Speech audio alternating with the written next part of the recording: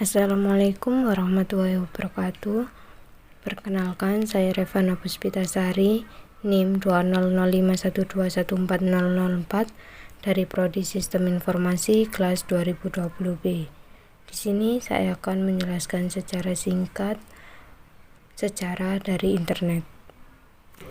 Sebelumnya, perlu kita ketahui apa itu internet. Internet, Interconnected Network, adalah sebuah sistem komunikasi global yang menghubungkan komputer-komputer dan jaringan-jaringan komputer di seluruh dunia. Internet adalah suatu jaringan komunikasi yang memiliki fungsi untuk menghubungkan antara satu media elektronik dengan media elektronik yang lain dengan cepat dan tepat. Jaringan komunikasi tersebut akan menyampaikan beberapa informasi yang dikirim melalui transmisi sinyal dengan frekuensi yang telah disesuaikan. Untuk standar global dalam penggunaan jaringan internet sendiri menggunakan TCP atau IP, Transmission Control Protocol atau Internet Protocol. Istilah TCP atau IP merupakan bentuk protokol pertukaran paket yang digunakan oleh berbagai pengguna global atau dunia. Kemudian, proses untuk menghubungkan antara rangkaian internet tersebut disebut dengan internet working. Selanjutnya, sejarah internet di dunia. Internet berawal pada tahun 1969 dan pada saat itu internet hanyalah sebuah jaringan komputer yang dibuat oleh ARPA. ARPA merupakan bagian dari Departemen Pertahanan Amerika Serikat. Proyek tersebut diberi nama ARPANET, yakni singkatan dari Advanced Research Project Agency Network. Proses tersebut mendapatkan hasil temuan tentang bagaimana perangkat lunak software komputer yang berbasis Unix dapat berpadu padan dengan perangkat kelas hardware, sehingga para pengembangnya mulai menyadari bahwa hal tersebut dapat membantu manusia untuk berkomunikasi jarak jauh melalui saluran telepon. Padahal pada awalnya hanya akan digunakan untuk kepentingan militer saja. Pada saat itu, Departemen Pertahanan Amerika Serikat (US Department of Defense) membuat sistem jaringan komputer yang tersebar dengan menghubungkan komputer di daerah-daerah vital untuk mengatasi masalah bila terjadi serangan nuklir, dan untuk menghindari terjadinya informasi terpusat yang apabila terjadi perang dapat mudah dihancurkan. Pada tahun 1969, mulanya ARPANET hanya menghubungkan 4 situs saja, yaitu Stanford Research Institute, University of California, Santa Barbara, dan University of Utah. Secara umum, ARPANET diperkenalkan pada bulan Oktober 1972. Tidak lama kemudian, proyek ini berkembang pesat di seluruh daerah, dan semua universitas di negara tersebut ingin bergabung, sehingga membuat ARPANET kesulitan untuk mengaturnya. Oleh sebab itu, ARPANET dipecah menjadi dua, yaitu MILNET untuk keperluan militer dan ARPANET yang lebih kecil untuk keperluan non-militer, seperti universitas-universitas.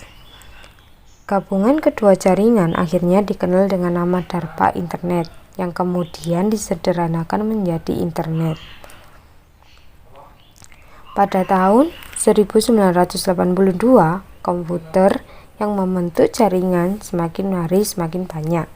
Maka dibutuhkan sebuah protokol resmi yang diakui oleh semua jaringan, yaitu dibentuknya Transmission Control Protocol atau TCP dan Internet Protocol atau IP, dan yang pada akhirnya mulai dipublikasikan pada tahun 1982.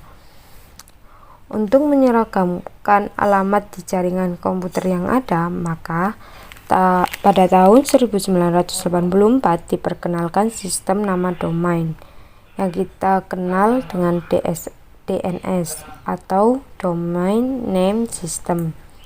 Komputer yang tersambung dengan jaringan yang sudah melebihi 1000 komputer lebih.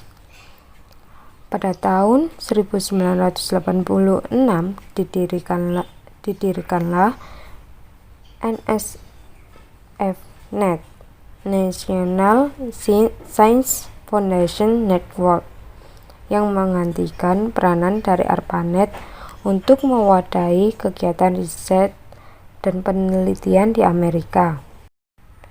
Pada tahun 1990, ARPANET mulai diturunkan dan dengan layanan yang sama, World Wide Web (WWW) mulai diperkenalkan oleh CERN. Publik mulai menggunakan WWW yang berfungsi untuk digunakan dalam menelusuri situs website.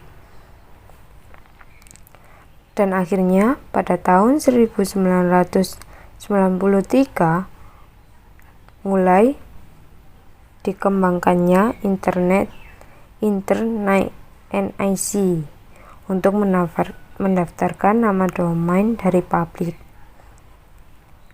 Pada tahun 1994, situs internet telah tumbuh menjadi 3.000 alamat-halaman. Dan untuk pertama kalinya, virtual shopping atau e-retail mulai muncul di internet. Dunia pun langsung berubah. Selanjutnya, sejarah internet di Indonesia. Dimulai pada tahun 1990-an, saat itu jaringan internet di Indonesia lebih dikenal sebagai Paguyuban Network.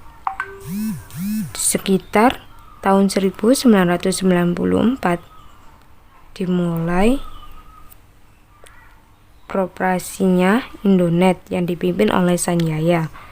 Indonet merupakan ISP komersial pertama Indonesia. Pada saat itu, pihak Korsel belum mengetahui tentang celah-celah bisnis internet dan masih sedikit sekali pengguna internet di Indonesia. Sambungan awal ke internet dilakukan menggunakan dial-up all Internet, sebuah langkah yang cukup nekat. Lokasi Indonet dulunya masih di daerah Rawamangun di Kompleks Dosen UI. Akses awal di Indonet mula-mula memakai mode teks dengan shell account, browser Linux, dan email client serta chatting dengan conference pada server AIX. Pada tahun 1995, pemerintah Indonesia melalui Departemen Pos Telekomunikasi menerbitkan izin untuk ISP yang diberikan kepada Indonet yang dipimpin oleh Sanjaya dan RedNet dipimpin BRM Roy Rahajasa Yamin. Mulai 1995, beberapa BBS di Indonesia seperti Clarissa menyediakan jasa akses telnet ke luar negeri dengan memakai remote browser Linux di Amerika Serikat. Maka, pemakai internet di Indonesia bisa akses internet melalui HTTP. Perkembangan terakhir yang perlu diperhitungkan adalah tren ke arah e-commerce dan warung internet yang satu dan lainnya. Tujuannya agar dapat saling menunjang membuahkan masyarakat Indonesia yang lebih solid di dunia informasi. Dan sekarang hampir sebagian besar aktivitas masyarakat Indonesia sudah mulai menggunakan teknologi internet. Contohnya, penjualan online, e-commerce, pendaftaran masuk perguruan tinggi yang melalui online, dan pendaftaran CPNS yang melalui online juga.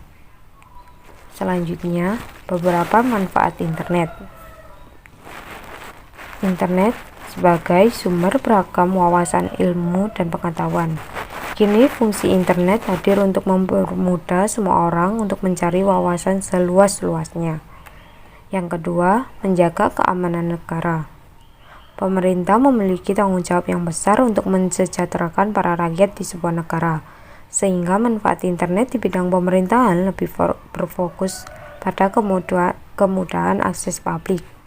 Internet di bidang pemerintahan dapat dimanfaatkan untuk menjaga keamanan dan perlindungan kepada warganya, contohnya melalui pemantauan CCTV. Yang ketiga, mempermudah proses pelaksanaan sistem akademik. Proses mudah mengurus data dokumen akademik di seluruh lembaga pendidikan tersebut merupakan salah satu manfaat internet bagi pendidikan. Bahkan kini tidak hanya pada sistem akademik, skala sistem kependidikan juga bisa diakses lewat internet, mulai dari pendaftaran sekolah, perekrutan pegawai, hingga sistem pada berbagai tingkat ujian. Selanjutnya, internet dapat menghemat biaya dan waktu. Tingkat praktisnya saat digunakan untuk berkomunikasi dan mengurus berbagai hal. Dengan menggunakan internet, Anda bisa menghemat waktu sekaligus biaya yang sangat banyak. Internet bisa mengirimkan beragam data dan dokumen elektronik dalam hitungan detik saja. Begitupun ketika Anda melakukan komunikasi antar sesama pengguna jaringan internet lainnya secara luas. Tidak perlu membayar biaya mahal untuk berkomunikasi, serta dapat berhubungan lewat telepon atau video yang tersambung dalam beberapa detik saja. Waktu yang Anda habiskan sangat singkat tanpa mengganggu kesibukan Anda di setiap harinya. Berikutnya, sangat efektif mensukseskan bisnis atau usaha. Internet memiliki suatu manfaat penting yang biasa disebut sebagai Internet of Things. Maksud dari pernyataan tersebut adalah konsep baru yang berguna memperluas fungsi sekaligus manfaat dari jaringan internet yang terkoneksi dalam waktu yang lama. Hal ini mengacu pada segala aspek yang dapat dikembangkan unik melalui data di media virtual. Fokus utama dari manfaat Internet of Things mencakup hampir seluruh aspek kehidupan yang sifatnya nyata.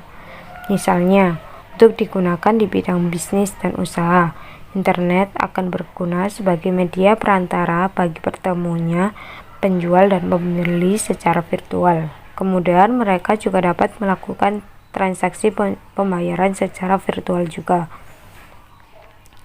Dan selanjutnya, media hiburan bagi semua kalangan. Internet menyediakan beragam kategori hiburan untuk berbagai usia, mulai dari anak-anak, remaja, hingga dewasa. Bebasnya hiburan melalui internet ini membuat para penggunanya dianjurkan untuk lebih bijak dalam aksesnya. Cara mengakses internet pun sekarang juga mudah. Anda bisa memanfaatkan HP sebagai media komunikasi dan mencari hiburan melalui internet. Demikian penjelasan dari saya secara dari internet. Kurang lebihnya mohon maaf. Wassalamualaikum warahmatullahi wabarakatuh.